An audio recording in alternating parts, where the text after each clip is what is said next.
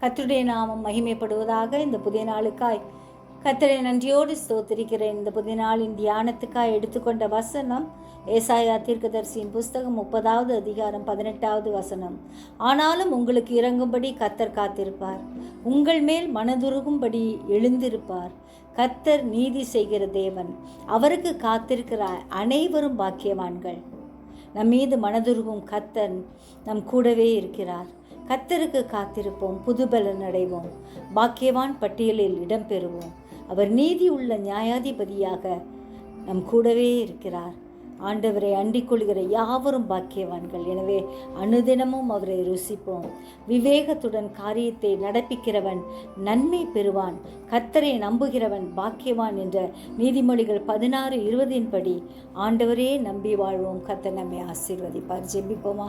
ஜீவிக்கிறதான நல்ல இயேசுவே, இந்த அருமையான நாளுக்காக நன்றியோடு ஸ்தோத்திரிக்கிறோம் ஐயா.